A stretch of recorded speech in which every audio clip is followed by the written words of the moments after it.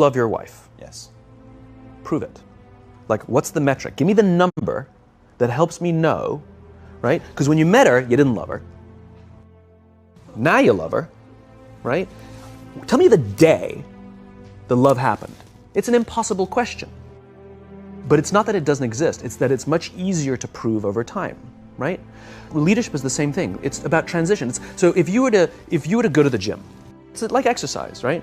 If you go to the gym and you work out and you come back and you look in the mirror, you will see nothing.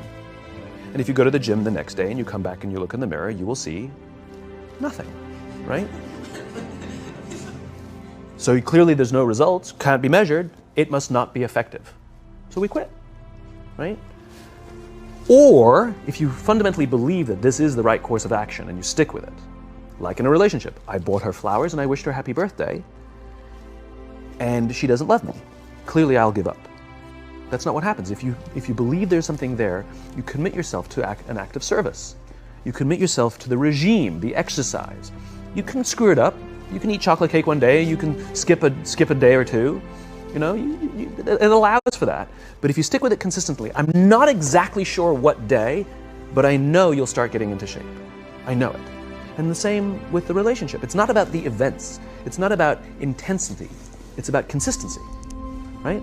You go to the dentist twice a year, your teeth will fall out. You have to brush your teeth every day for 2 minutes.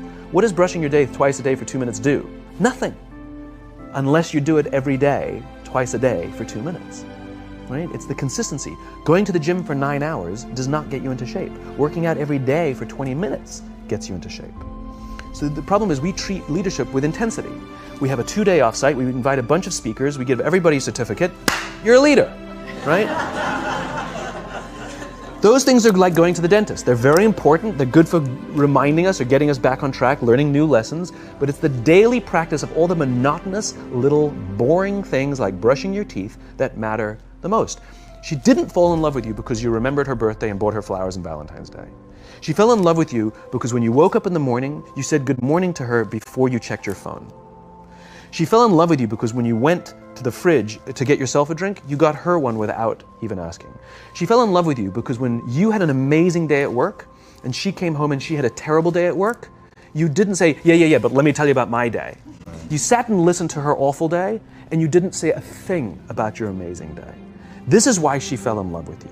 I can't tell you exactly what day, and it was no particular thing you did. It was the accumulation of all of those little things that she woke up one day and as if she pressed a button, she goes, I love him, right? Leadership is exactly the same. There's no event. There's no thing I can tell you you have to do that your people will trust you. It just doesn't work that way. It's an accumulation of lots and lots of little things that anyone by themselves is innocuous and useless. Literally, pointless by themselves. People will look at little things that are good leadership practices and say, that won't work, and you're absolutely right. But if you do it consistently, and you do it in combination with lots of other little things, like saying good morning to someone, that looking them in the eye. My friend George, who's a 3-star general in the Marine Corps, he says his test for leadership, and I love this, he goes, his test for a good leader is if you ask somebody how their day is going, you actually care about the answer. The number of times we're walking to a meeting, we're rushing, we go, how are you? Not good, I got to get to you later, I'm late for a meeting. Right. If you ask the question, you were standing there and you were listening to the answer. It's those little innocuous things that you do over and over and over and over that people will say, I love my job. Not I like my job. I like my job means, yeah, the challenge is great, they pay me well, I like the people. I love my job means, I don't want to work anywhere else. I don't care how much somebody else is willing to pay me.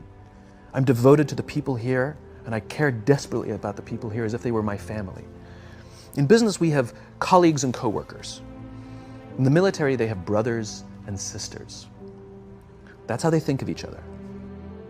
If you really have a strong corporate culture, the people will think of each other like brothers and sisters. It's like a family, right? No. Brothers and sisters. Deep love. Fight, but the love doesn't go away. Bicker, the love doesn't go away. And I'll fight with my sister, but if you threaten my sister, you're going to have to deal with me. Right? We'll fight internally, we'll bicker with each other, but nobody's going to hurt each other, and if anything from the outside shows up, you're looking at a unified front. Brothers and sisters. Now, how do you create brothers and sisters out of strangers?